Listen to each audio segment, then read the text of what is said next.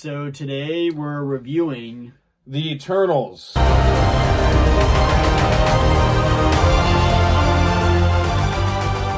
finally got around to seeing The Eternals, the next installment in the MCU. And what were your initial thoughts of The Eternals? I would say I wanted this movie with mixed emotions, not really knowing what to expect. I was expecting it to be a very long, just in my mind, kind of confusing movie, just because the trailer, there was not much connections to the past the MCU. I was intrigued to see how they would throw this in there, just like any other new MCU movie, how they're going to throw in a new character, make it make sense. Yeah. And I would say walking out of the theater, there were definitely some things that I enjoyed in the movie, but there was also a lot of things that I was not agreeing with 100%, and I walked out overall, it's okay, but not great, but at the same time, not bad either. Like, kind of just the middle of the road type movie for me. Yeah, I agree with for the most part. I think this movie, in my opinion, was below average. There's some interesting stuff with it, but for the most part, this movie pretty much falls flat. Kind of at this point, these MCU movies, without spoiling it, they're trying to continue this universe, and they've done it with a lot of different movies, but in order to keep these movies going, some stuff has to happen that it kind of gets more difficult to extend this universe as you go on. So it was okay, in my opinion. It was just okay. That's honestly all I can say. Positives? But yeah, why don't we go into our positives for the film? I would say the positive, for the most part, the cast was pretty good. There was a lot of things I liked about the cast. It's hard to get the names 100%. There's a character named Gilgamesh that did a really good job. Probably my favorite character in the movie. Second favorite, who did a good job, was Icarus. He was really good. Yeah. The kid character is actually pretty good for the most part. I went in worried with certain things, and I walked out actually kind of liking that character some. Yeah. And I also liked one of the comedic kind of parts of the movie. It's shoot things with his fingers. Yeah, I definitely don't know his name, but him and his friend that you'll meet in the movie were definitely a good duo. When it first started, I was like, I was thrown off, but it definitely grew on me. It was one of the better parts of the movie, and that character in particular, the one who could shoot things with his hands, gave one of the best funny lines when he was arguing with a certain character. He was the funniest one. Even that character as well, the one, I'm not sure what his name is either, but you know what I'm talking about, the one who could kind of control with his that was his power, was like a mind controlling type guy. Yeah. I liked him as well. Yeah, he was alright. He had some character arc too, and it's a pretty cool character. There's more good characters than bad in my mind. No, I agree with that. But then I would also say the special effects were good as well. I mean, this is an MCU movie. The special effects are rarely bad. There's a lot of CGI going on, but I thought it worked out more than I've heard other people say. It held up for me. There were some cool creatures you saw in it, like you saw the deviants from the trailers. They looked pretty cool. I like the designs. Yeah. I like the settings, and I would definitely say I felt some emotion hit, I would say, in some areas, but they definitely went for a lot of emotion throughout the movie. But overall, I think the characters were the best part of the movie, the ones that you enjoyed, and that's really what gets you through the movies. It is a long movie. Yeah, I kind of already agree with you on the characters, so I probably won't go into that again, about the certain characters that I liked.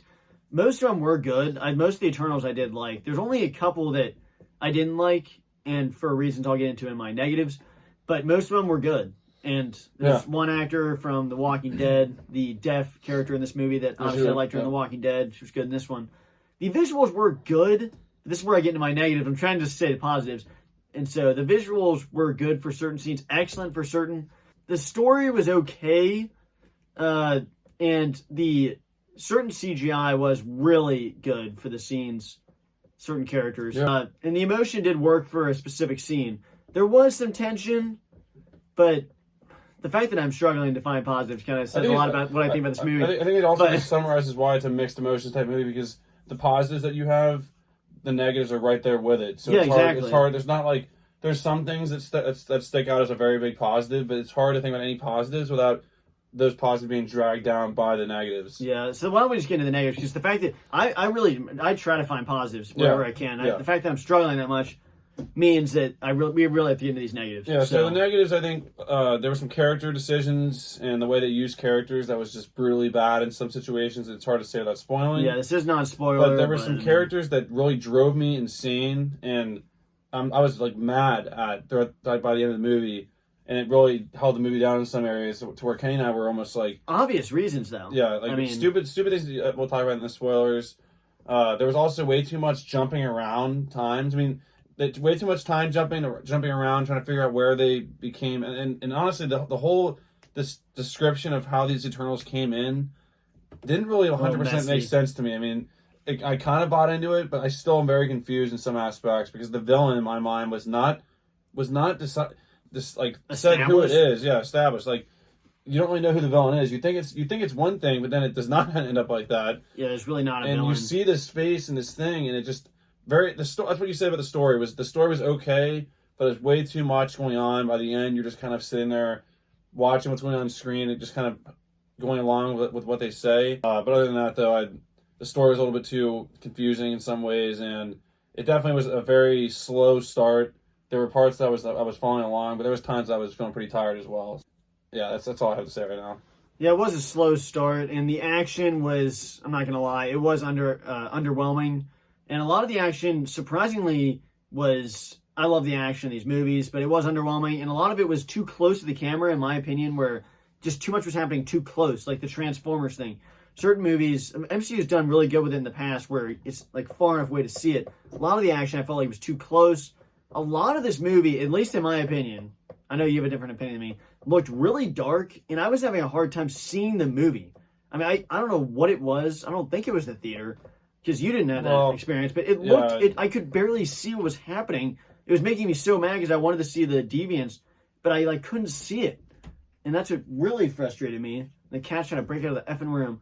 That was really annoying me. There was really confusing stuff in this movie that made no sense, along with just what was happening in the movie and also the past of the MCU. And there's some character decisions that we were talking about that make no sense, make me so angry, and then throughout the movie does not get explained. And I'm thinking, why did that happen? Yeah. And it just, why? Some forced scenes it made no as well. sense. And there were forced scenes. Forced scenes that don't make any sense. Don't give anything to the story. And in your opinion, was this movie woke?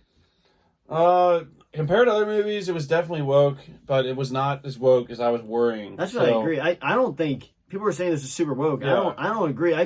Most of this movie, I don't think is woke. I mean, obviously you have the cast that the directors, the movies have confirmed they're trying to make it more diverse. Yeah. But as far as I didn't think it was as woke as I thought it was going to be. It was 2 scenes that probably equated to a minute of screen time, maybe a minute and a half of screen time. So in a 2 hours and 40 minutes movie, that did not make the movie woke to me at all.